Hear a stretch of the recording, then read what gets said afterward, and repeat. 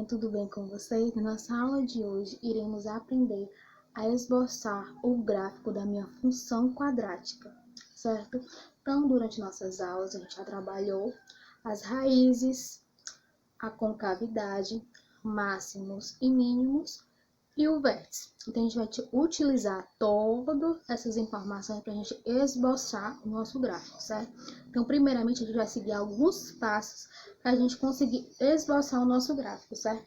O primeiro passo é analisar a concavidade. Então, primeiro a gente vai analisar a concavidade da minha parábola, certo?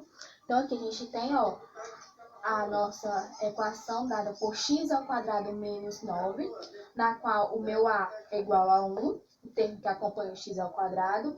O meu b eu não tenho, que é o termo que acompanha o x, então o b é igual a 0. E o meu c no termo independente, que nesse caso aqui é o menos 9, o termo que está sozinho. Então, logo, observamos que como a é igual a 1, logo o meu a ele é maior do que 0, porque 1 é maior do que 0. Logo, a minha concavidade vai estar voltada para cima, certo? Então, o primeiro passo que a gente analisou.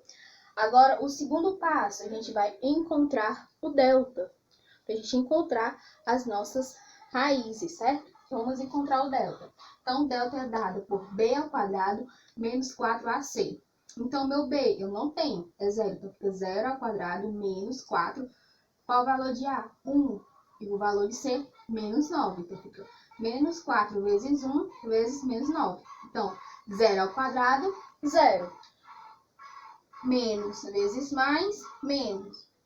E menos vezes menos, mais. 4 vezes 1, 4. 4 vezes 9, 36. Logo, meu delta vai ser igual a 36.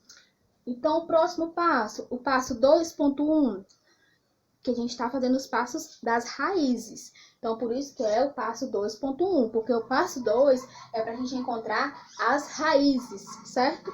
Então, a gente vai analisar o delta no passo 2.1. Então, como o meu delta é igual a 36, logo o meu delta é maior do que 0, porque 36 é maior do que 0. Então, nesse caso, como a gente viu nas aulas anteriores, quando o delta é maior do que 0, ele possui duas raízes reais, ok? Então, pronto, a gente analisou o delta.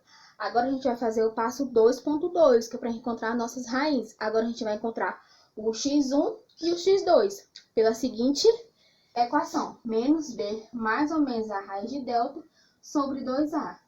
O b é quanto? 0, então fica menos 0 mais ou menos a raiz de delta. Delta é quanto? 36. Sobre 2 vezes o a. Quanto é o a? 1. Então, 2 vezes 1. Fazendo os cálculos, a gente vai encontrar que o meu x1 é 3 e o meu x2 é menos 3. Então, a gente encontrou as raízes.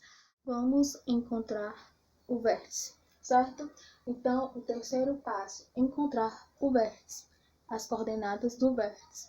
Então, o x do vértice é dado por menos b sobre 2a e o y do vértice menos delta sobre 4a.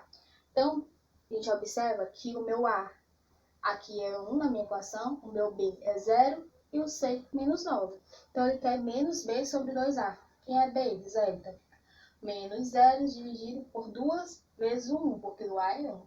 Logo, 0 menos 0 dividido por 2, 0.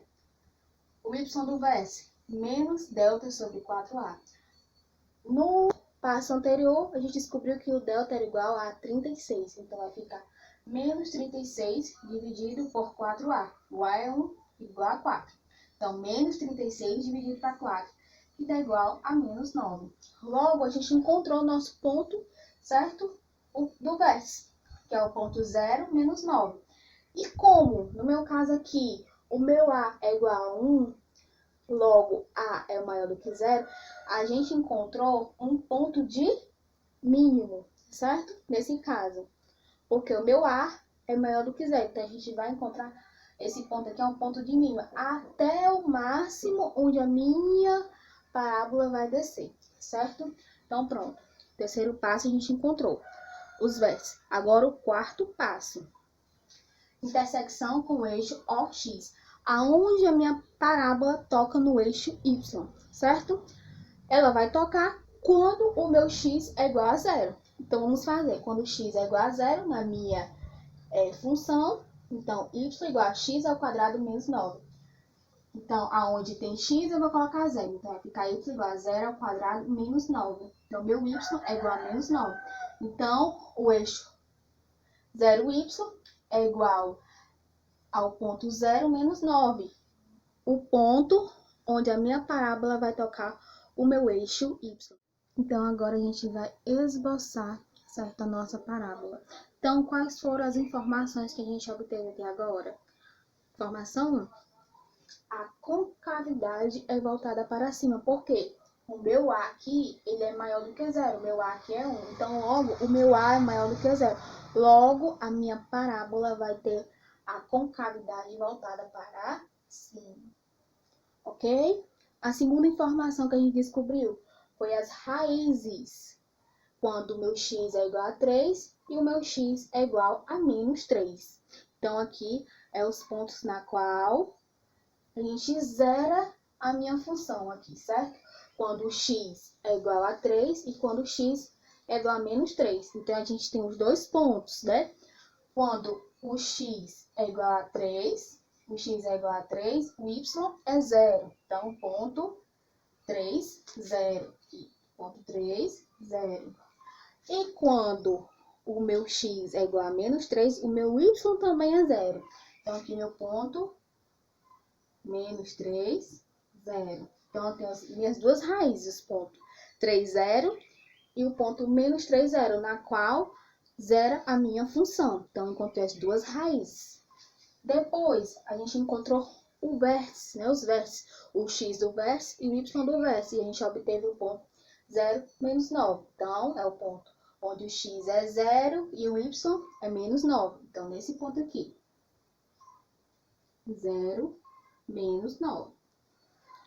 E depois a gente encontrou a intersecção do meu eixo 0y, que coincidiu com o meu vértice, que foi 0, menos 9. 0, menos 9. Então, a gente encontrou, a gente analisou a concavidade, encontrou as raízes, encontrou o vértice e o ponto da intersecção do ponto 0y. Então, agora a gente vai esboçar a nossa parábola com esses dados, né, certo? Então, a gente tem o ponto menos 3, 0, o ponto 3, 0 e o ponto 0, menos 9. Então, a gente vem, a gente assinalou esse ponto e esse ponto. Então, como a minha concavidade é voltada para cima, então a gente vem esboçando a nossa parábola. Então, ela é voltada para cima, passa no ponto menos 3, 0, vem, ela vai descer, né? O meu ponto de mínimo, meu ponto 0, menos 9, o máximo que a minha parábola vai descer, o meu ponto de mínimo. Então, vai, passa pelo ponto 0, menos 9 e passa pelo ponto 3, 0. Então, aqui a gente esboçou nossa parábola com as raízes, o vértice, a intersecção e analisando a concavidade, certo? Então, a partir desses pontos, a gente consegue esboçar o nosso gráfico da função quadrática. Eu espero ter ajudado vocês. Até a próxima aula, se Deus quiser.